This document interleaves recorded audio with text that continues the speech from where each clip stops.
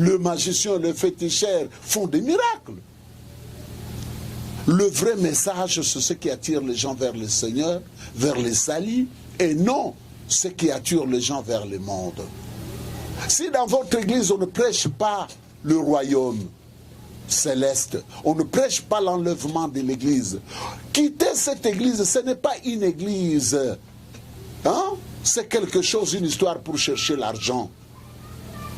La Bible dit ceci dans le livre des Colossiens, le chapitre 3, en commençant par les premiers versets jusqu'au 3e verset.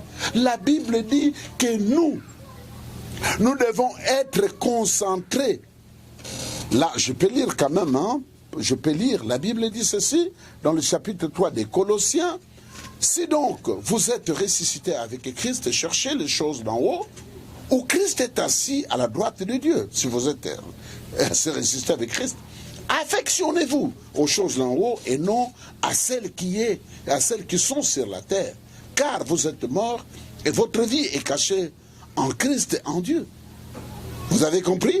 Si vous êtes ressuscité avec Christ, donc nous allons chercher les choses d'en haut où Christ est assis à la droite de Dieu. Nous devons être affectionnés aux choses d'en haut et non à celles qui sont sur la terre. Moi, aujourd'hui, les chrétiens s'affectionnent aux choses terrestres.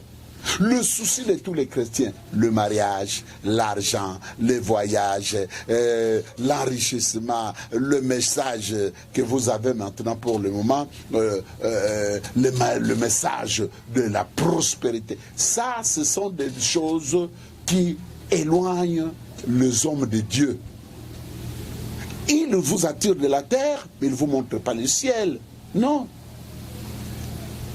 Dans une bonne église, on prépare les gens pour l'enlèvement de l'église, on prépare le peuple pour aller auprès du Père. Parce que sur cette terre, même si on te donne tout l'argent de la terre, tu n'auras pas la paix. Demande un peu dans ton environnement. Est-ce qu'il y a quelqu'un qui n'a pas de problème?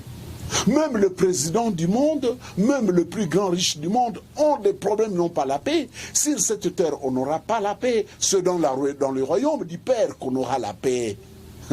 Ici, il y a la chaleur qui nous tourmente, il y a la maladie qui nous tourmente, la mort est là. Mais lorsque nous serons là, on dit, il n'y aura plus la mort, il n'y aura plus la faim, il n'y aura plus la souffrance, il n'y aura plus tout ce que nous donnons. Même la chaleur, on n'en aura pas. Le froid, on n'en aura pas.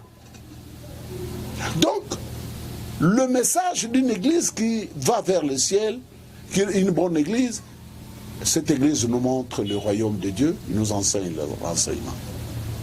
Troisième chose, dans une vraie église, on trouve les peuples repentis. Ceux qui viennent à l'église se repentent de leurs péchés. La Bible dit, dans le livre des Actes des Apôtres, le peuple qui venait se repentissait, se convertissait de leurs péchés. Ils confessaient leurs péchés. Vous êtes dans une église où les gens ne se convertissent pas, ne se répandent pas. Ils sont restés les mêmes. Dans votre église, il y a des impudiques là-bas. Les femmes qui s'engrossent entre les garçons de l'église et les filles de l'église, le pasteur et les diaconesses dans l'impudicité.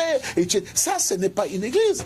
Dans une église, on a la crainte de Dieu. Dans une bonne église, on a la repentance, la conversion. On ne peut, comme nous avons dit le dimanche passé, on ne peut pas parler dans une église de l'impudicité. Le pasteur est concubin d'une sœur, la sœur est concubin de l'évangéliste. Et ça, c'est l'église. Non, là, vous êtes dans une histoire que vous connaissez, que vous pouvez donner le nom vous-même. Dans une vraie église, on a la repentance. Donc, les fidèles craignent Dieu. Ils s'habillent à la modèle de chrétien, au modèle de chrétien, ils marchent dans le modèle des chrétiens, ils parlent comme des chrétiens, vous vivez la vie de sainteté. C'est ça la bonne église. Chers frères et sœurs, nous tendons vers la fin. Notre temps est tellement court pour vous donner de longs enseignements. Mais seulement nous vous donnons les idées pour connaître le vrai et le faux, parce qu'aujourd'hui, le vrai et le faux se sont mis ensemble, on ne sait plus y comparer. Mais seulement, la Bible dit, vous les connaîtrez par leurs œuvres. Vous connaîtrez une bonne église par les bonnes œuvres du pasteur, l'enseignement du pasteur et les bonnes œuvres des fidèles de leur église. Merci, que Dieu vous bénisse. Si vous êtes dans une mauvaise église, je ne vous condamne pas. Mais cherchez un endroit où vous pouvez trouver une bonne église qui peut vous aider pour rencontrer le Seigneur. Merci. Si vous pouvez nous atteindre par téléphone, notre numéro de téléphone 099 99 36 645. Si tu veux nous atteindre par WhatsApp, 085 120 72 24. Je répète, par WhatsApp, par Facebook, 085 120 72 24. Que Dieu vous bénisse, frères et sœurs. Je voudrais prier avec vous. Je vous souhaite un bon dimanche. Que Dieu vous bénisse. Partout où vous nous suivrez, que ce message vous apporte la bénédiction et la grâce de Dieu. Je prie pour vous, Père. Une fois de plus, nous étions là en train de partager la parole de Dieu avec ton peuple. Je veux, Seigneur, que tu répandes un esprit de révélation à ton peuple afin qu'il comprenne. Que nous ne soyons pas seulement des gens qui prient, mais des gens qui connaissent Dieu. Les gens qui peuvent être sauvés. Que nous soyons un peuple qui appartient à Dieu. Un peuple sauvé, un peuple racheté. Laisse que ce petit message trouve une place dans la vie de ton peuple. Quiconque nous entendra, nous lira, Seigneur Jésus-Christ, notre Père, que tu puisses faire quelque chose par ce message. Recevez la bénédiction de Dieu, vous tous qui nous suivez. Recevez la grâce de Dieu. Que le Seigneur soit une solution pour tout ce que vous en avez besoin. Que Dieu vous bénisse. Au nom de Jésus-Christ, notre Seigneur, nous avons ainsi prié. Amen. Amen.